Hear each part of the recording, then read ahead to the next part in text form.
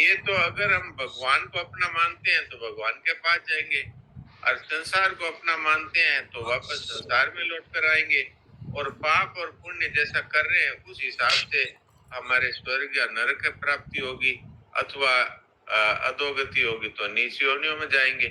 तो अभी से ही ये निर्णय कर ले कि भाई हमें तो जाना नहीं है दोबारा किसी भी योनि में, हमें तो परमात्मा का प्रेम ही चाहिए।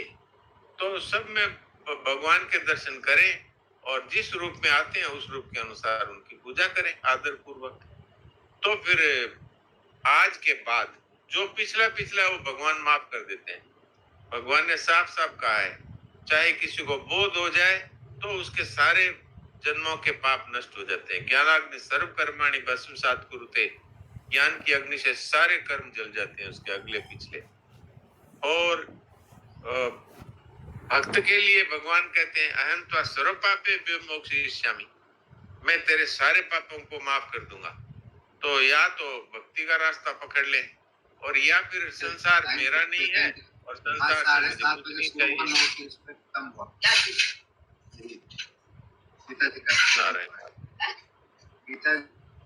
किसी का माइक खुला है। डॉक्टर साहब अभी आपने बहुत बढ़िया बताया। और स्वामी जी महाराज का जब हम साधक संजीवनी पढ़ते हैं तो हम कहाँ जाएंगे ऐसा सोचे ही क्यों, हमारा पुनर्जन्म नहीं होगा, हम तो भगवान में लग गए। स्वामी जी की कृपा से इतने उच्च कोटि के साधक हमारे साथ जुड़े हुए हैं, साधक संजीवनी पढ़ते हैं, गीता जी का पाठ करते हैं, तो हम तो भगवान के धाम में ही जाएंगे, ऐसा ही हमको विचार करना चाहिए। ऐसा राम राम। मैं तो राम राम साधक संजीवनी रखती हूँ, लेकिन मैं पढ़ नहीं पाती। रखती हूँ लेकिन मैं तो वो मेरे से पढ़ी नहीं जा रही है। मैं तो गीता जी, प्रबोधनी गीता जी वही सीख रही हूँ, वही पढ़ती हूँ। इतना ज्यादा मेरे को टाइम नहीं मिलता है। मैं साधक संजीवनी रखती तो हूँ लेकिन पढ़ती नहीं। तो टाइम नहीं मिलता है तो आपको अभी तक ये है कि पहले यहाँ का काम सल्टा लें और फिर देखेंगे। तो ऐसा ना हो कि इससे पहले ही राम शरण हो जाएं। इसलिए अपने आप जो प्रबोधनी पढ़ते हो वो पढ़ते रहो, और साधक संजीवनी के लिए यदि समय नहीं है तो समय निकालने की कोशिश करो, और नहीं भी मिले तो साधक संजीवनी की यहाँ चर्चा होती है, इसमें शामिल होते रहो जी।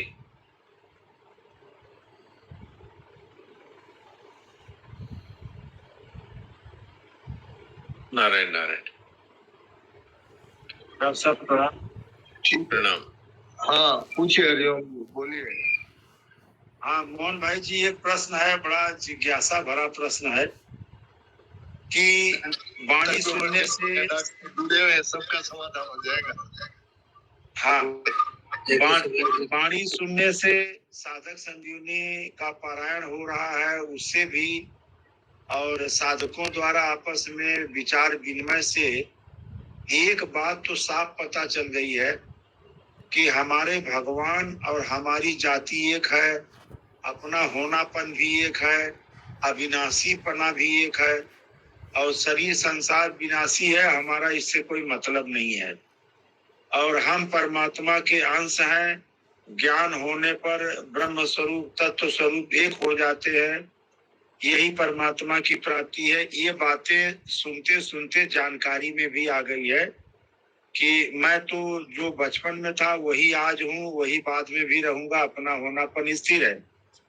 अब यहाँ प्रश्न ये आता है डॉक्टर साहब कि कहते हैं कि मूर्ख आदमी को अगर ज्ञान नहीं हुआ है, स्वरूप का बोध नहीं हुआ है, तो उसको बोध तो बड़े जल्दी हो जाएगा, कृपा से भी हो जाएगा, लेकिन जिसको ये पता चल गया कि मैं तो वही हूँ, मेरा होनापन वही है, मैं तो है स्वरूप हूँ, तत्व को मैं देख रहा हूँ, या मैं पने का भान भी हो रहा है, शरीर को इदंता से देख रहे हैं, ये विचार जो सीखा हुआ है, जानने में आ गया है, लेकिन अभी तत्व का बोध नहीं हुआ है। तो इसमें डॉक्टर साहब दो समस्या आ रही है, उस पर निराकरण आपसे चाहिए। पहली बात यह है कि अपना सीखा हुआ ज्ञान अब 4 के 35 पे अगर आंकने लगे कि ज्ञान अग्नि सर्व कर्माणि भस्मसात् कुरुते तथा, तो उसके आधार पे खरा नहीं मिलता है, और दूसरे लोग भी उसको समझने लगते हैं कि देखिए कितनी ऊंची ऊंची बात कर रहे हैं, इनको तो बड़ी अच्छी जानकारी है। तो उन लोगों की तो अपना बड़प्पन है, उनको अच्छा लगा कह दिए, लेकिन ये जो जहां पे है वहीं रह गया। अब तो अपने कल्याण के बारे में सोचता भी नहीं है कि लोग हमारी पुष्टि भी कर रहे हैं, मैं तो जानकार हो गया, तो इसका कल्याण तो कभी नहीं होगा। ये बातें वाणी से पता चलती हैं। तो ऐसी स्थिति में साधक को क्या करना चाहिए कि सीखी हुई बात के बजाय उसको तत्व का बोध हो जाए, उसका अनुभव हो जाए। ये जिज्ञासा है डॉक्टर साहब। राम राम। हाँ, इसमें बहुत सरल उपाय है इसका। जी। सरल उपाय ये है कि वो अपना आत्मनिरीक्षण करे कि मैं बातें बहुत ऊंची ऊंची कहता हूँ, लेकिन क्या मैंने ममता का त्याग कर दिया? अपने बारे में खुद ही सोचे ईमानदारी से। साधक तो वही है ना जो अपने बारे में सोचे। तो वो विचार करे कि क्या मैंने शरीर से साथ जो मेरी ममता है उसका त्याग कर दिया? क्या मेरी परिवार में, धन में इत्यादि में जो ममता है उसका त्याग कर दिया? क्या मैंने सब प्रकार की इच्छाओं का सर्वथा त्याग कर दिया? अगर उत्तर मिलता है कि नहीं, अभी तक तो नहीं हुआ, तो उसको बढ़िया तो ये रहे कि वो उपदेश करना बंद करे और अपने कल्याण के लिए आत्म निरीक्षण के अनुसार और सबसे पहले ममता और कामना का त्याग करे। अगर उसको मान बढ़ाई की भी इच्छा है कि लोग मुझे अच्छा समझें, तो वो खुद जानता है, दूसरे तो जानते नहीं। दूसरे तो जैसे आपने बताया, वो तो बेचारे, संसार तो बहुत उदार है, वो तो गुणग्राहक है, इसलिए हमें बहुत ऊंचा साधक समझ लेता है। लेकिन हमारी स्थिति हमसे तो छिपी हुई नहीं है। तो अपनी स्थिति का खुद अध्ययन करे और जहां उसको दिखे कि यहाँ मेरे कमी है, तो उसको सबसे पहले उसको मिटाए। उसके बाद में भोजन करूंगा, उसके बाद में पानी पीऊंगा, उसके बाद में दूसरा कोई काम करूंगा। क्यों? इस क्षण में ही, अगले क्षण में मौत है, तो फिर तो एक बात 84 लाख में कब चढ़ जाएगा और फिर कब वहां से भगवान कृपा करके दोबारा निकालेंगे। तो इसलिए ये संतोष नहीं करना चाहिए कि भाई हम तो साधकों के बीच में हैं, हम तो इतनी सब बातें सुन ही रहे हैं, तो हमारा कल्याण हो ही जाएगा। इस तरह संतोष नहीं करना चाहिए। हो जाएगा ये तो भगवान की और संतों की विशेष कृपा है, पर हमें तो अपने दोषों को अच्छी तरह देखना चाहिए। दूसरे हमारे दोषों को इतना अच्छी तरह नहीं देख पाएंगे, क्योंकि वो तो हमारे गुण ही देखते हैं। तो इसलिए हमें गंभीरता से इस पर विचार करना है कि भाई हमारे अंदर ये भूल है। तो ये उपदेश करने वाली सेवा को शरणानंद जी महाराज ने सबसे नीची सेवा बताया है। यहाँ पर भी जो हम लोग बातचीत करते हैं, इसको उपदेश नहीं मानना चाहिए, ये विचार विनिमय है। इसमें एक आदमी अपनी बात रखता है, दूसरा उसके समाधान करता है, तो इसका अर्थ ये नहीं है कि जो सुन रहा है वो तो कमजोर है और जो बोल रहा है वो बहुत जानकार है। इसका अर्थ ये नहीं है। इसका अर्थ ये है कि भाई जो कमजोरी इन्होंने बताई है, वो यदि कमजोरी मुझ में भी है, तो मुझे ये समझना चाहिए भगवान ने कृपा करके इनके माध्यम से मुझे इस कमजोरी से अवगत कराया है, तो अब मैं इस कमजोरी को नहीं रखूंगा। और यदि बार बार अपनी कमजोरी मिटाने में असफल होता है, तो करुणा से पुकार करनी चाहिए भगवान से और अपने दोषों को प्रकट कर देना चाहिए सबके बीच में कि भाई ये मेरे अंदर कमी है। तो भगवान कृपा करके और उसका सुधार कर देते हैं, और यही वास्तव में ईमानदार साधक का लक्षण है। और नहीं तो लोगों में अच्छा अगर बता भी दे तो इससे हमारा लाभ तो होने का सवाल ही नहीं है, पर क्या है, लोगों के अच्छा बताने से हमने अब अभिमान कर लिया तो हमारा पतन होना निश्चित है। नारायण नारायण। ये बहुत बढ़िया डॉक्टर साहब। ये बात मैं क्यों रखा मोहन भाई जी कि पूज्य चक्रधर पंडित जो अपने राधा बाबा हैं, इनकी एक घटना मेरी जानकारी में आई, तो मैं कहा डॉक्टर साहब मौके पर हैं इस बात को रखना चाहिए। एक बहुत अच्छी कोई सत्संग की सभा चल रही थी और पूज्य राधा बाबा बड़ी विलक्षण वाणी से बातें कह रहे थे, सब बता रहे थे।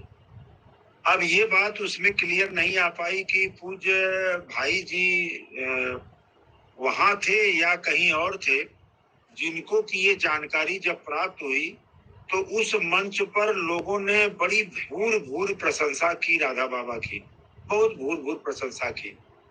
और जब ये बात पूज्य भाई जी तक पहुंची तो उनकी और पूज्य राधा बाबा के बीच में कुछ गहरी चर्चा हुई, बातें हुई, और उसी दिन से पूज्य राधा बाबा ने काष्ठ मौन ले लिया।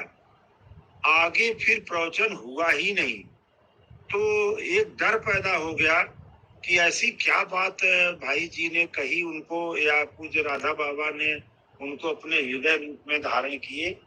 तो मैंने कहा डॉक्टर साहब के सामने ये बात रखना है कि कभी कभी हम लोगों को ये भी सुनाई पड़ता है कि बीकानेर में तो स्वामी जी ने कह दिया कि जो सत्संग में आ गया, मेरी बातें सुन ली, गर्दन हिला दी, उसका पुनर्जन्म नहीं होगा।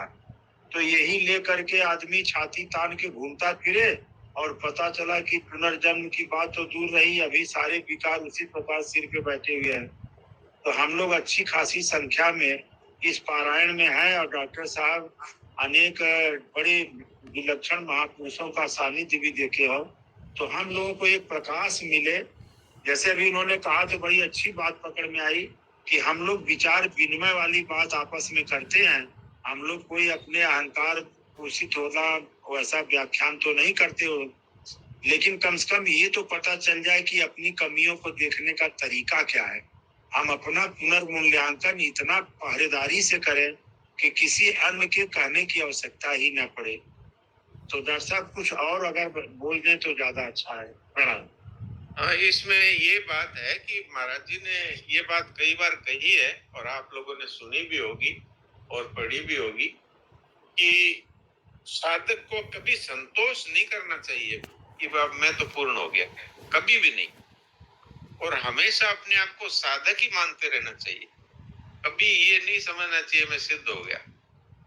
स्वामी जी महाराज तो अपने आप को साधक मानते थे और सेठ जी ने ये कही कि अब स्वामी जी जैसे हमको अगर 2-4 और मिल जाए तो मैं कील ठोक दूं, हम लोग कील ठोक सकते हैं, मैं ठोक दूं ऐसा तो नहीं कहा, लेकिन हम लोग कील ठोक सकते हैं कलयुग के माथे पे।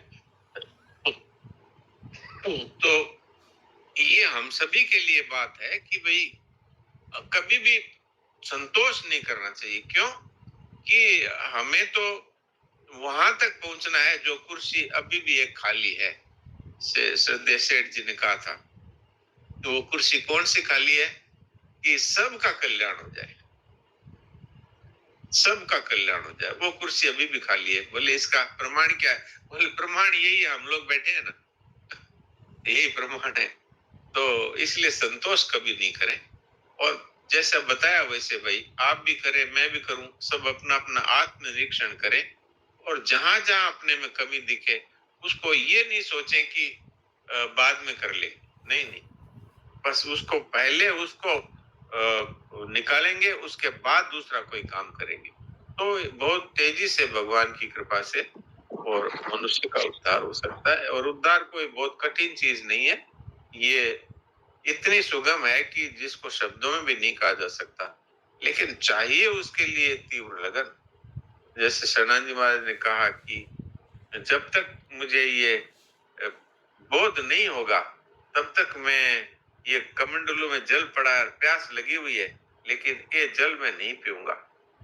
तो ये लगन होनी चाहिए बस। जी नारायण नारायण। तो अब समय हो रहा है। डॉक्टर साहब प्रणाम। हाँ प्रणाम। डॉक्टर साहब ये ज्ञानाग्नि का आशय क्या विवेक से है? हाँ, ज्ञानाग्नि का आशय विवेक से है। अरे ये है तो बहुत सरल, पर इसकी भी नींव में ये 2 पत्थर डालने पड़ेंगे। मेरा कुछ नहीं है, मुझे कुछ नहीं चाहिए।